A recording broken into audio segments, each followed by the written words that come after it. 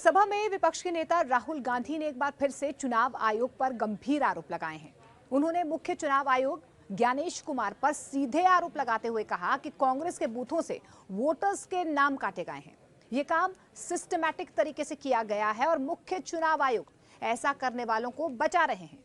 उन्होंने कर्नाटक और महाराष्ट्र के कुछ वोटर्स को भी स्टेज पर बुलाया जिनके नाम काट दिए गए थे। उन्होंने कहा कि सॉफ्टवेयर के जरिए ये नाम काटे जा रहे हैं। ये पूरा खेल चुनाव आयोग के स्तर पर हो रहा है। इसके साथ ही उन्होंने कहा कि सीईसी ज्ञानेश कुमार को उनके सवालों के जवाब देने होंगे। इसके साथ ही उन्होंने ये भी कहा कि अभी हाइड्रोजन बम नहीं है और बड़ा खुलासा अभी बाकी है। लोकतांत्रिक व्यवस्था में भागीदारी। राहुल गांधी ने कहा कि उनका काम लोकतांत्रिक व्यवस्था में हिस्सा लेना और सच्चाई जनता के सामने लाना है। संवैधानिक संस्थाओं पर उनकी तरफ से सवाल खड़े किए गए। हम 10 सवाल आपको बता रहे हैं जो सीधे तौर पर उन्होंने सीईसी से किए हैं। संवैधानिक संस्थाओं पर सवाल। उन्होंने आरोप लगाया है कि चुनाव आयोग और अन्य संवैधानिक संस्थाएं अपनी जिम्मेदारी ठीक से निभा नहीं पा रही। इसके बाद उन्होंने लगाया वोट चोरी का आरोप। राहुल गांधी ने मतदाता सूची से वोटर्स के नाम हटाए जाने को वोट चोरी का उदाहरण बताया। चुनाव आयोग पर सीधे उन्होंने हमला किया। यहां पर उन्होंने मुख्य चुनाव आयोग सीईसी से एक हफ्ते के अंदर वोटर डिलीशन की पूरी जानकारी देने की मांग की है और कहा कि आयोग लोकतंत्र के हथियारों का बचाव कर रहा है।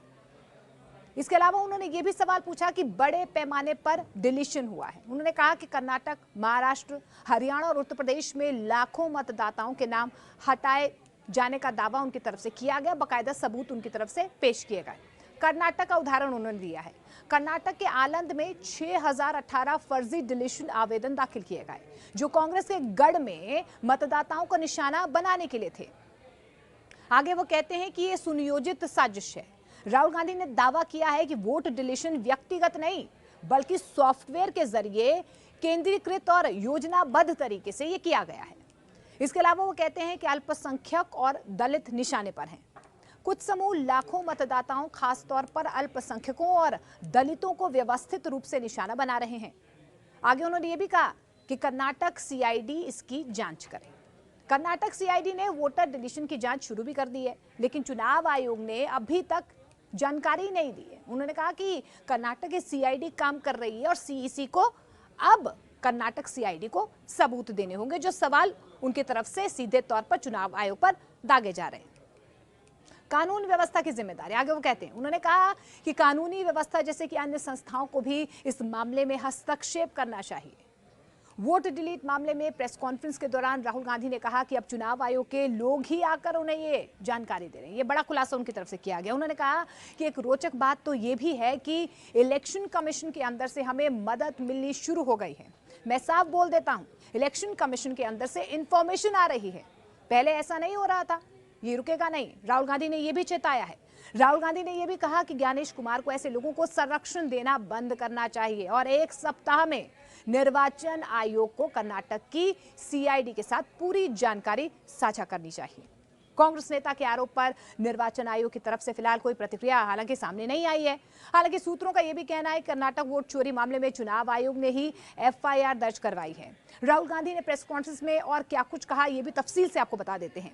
लोकसभा में नेता प्रतिपक्ष राहुल गांधी ने संवाददाता सम्मेलन में कर्नाटक के कुलबुर्गी जिले के आलंद विधानसभा क्षेत्र के आंकड़ों का हवाला देते हुए दावा किया है कि कांग्रेस के मतदाताओं के नाम हटाने का प्रयास सुनियोजित तरीके से किया गया है।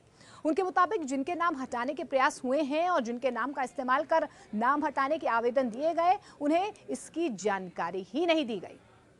राहुल गांधी ने प्रेस कॉन्फ्रेंस में ही ये साफ कर दिया है कि हाइड्रोजन बम नहीं है और वे आगे आने वाले दिनों में कुछ और बड़े खुलासे कर सकते हैं।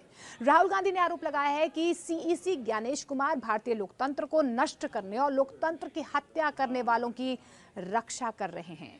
राहुल गांधी ने कहा कि मैं अपने लोकतंत्र, देश और संविधान से बहुत प्रेम करता हूं और ऐसी कोई बात नहीं करूंगा जो तथ्यों पर आधारित ना हो।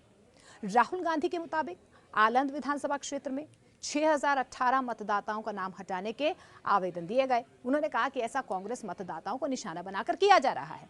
राहुल गांधी ने दावा किया है मतदाताओं के नाम हटाने के लिए जिन मोबाइल नंबर्स का इस्तेमाल हुआ है ये कर्नाटक के बाहर के थे। राहुल गांधी ने मंच पर कुछ लोगों को पेश भी किया जिनके नाम मतदाता सूची से हटाने का प्रयास किया गया था। उनके नाम इस्तेमाल करके ऐसा करने का प्रयास किया गया। राहुल गांधी ने कहा कि इस मामले की जांच कर्नाटक की सीआईडी कर रही है। सीआईडी ने 18 पत्र भेजकर कुछ जानकारियां मांगी हैं, लेकिन ये जानकारी नहीं दी गई क्योंकि इससे वहां तक पहुंचा जा सकेगा जहां से ये अभियान चलाया जा रहा है। राहुल गांधी ने ये कहा।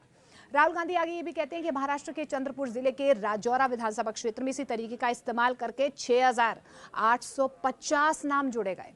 उन्होंने कहा कि एक सप्ताह में निर्वाचन आयोग को पूरा विवरण देना चाहिए और यदि ऐसा नहीं होता है तो फिर स्पष्ट हो जाएगा कि ज्ञानेश कुमार वोट चोरों की मदद कर रहे हैं। राहुल गांधी ने बीते 1 सितंबर को पटना में वोटर अधिकार यात्रा के समापन के मौके पर वोट चोरी से जुड़े अपने पहले के खुलासे का हवाला देते हुए दावा किया था कि एटम बम के बाद अब हाइड्रोजन बम आने वाला है, जिसके बाद प्रधानमंत्री नरेंद्र मोदी लोगों को अपना मुंह तक नहीं दिखा पाएंगे। उन्होंने बेंगलुरु के महादेवपुरा विधानसभा क्षेत्र में कथित वोट चोरी का मुद्दा बीते 7 अगस्त को संवाददाता सम्मेलन के जरिए उठाया था। इसी खुलासे को उन्होंने एटम बम कहा था, लेकिन आज बकायदा उनकी तरफ से प्रेस कॉन्फ्रेंस की गई और उन्होंने कहा है कि ये 10 सवाल मैं पूछ रहा हूं चुनाव आयोग से, इन सवालों के जवाब उन्हें 1 हफ्ते के अंदर देने होंगे।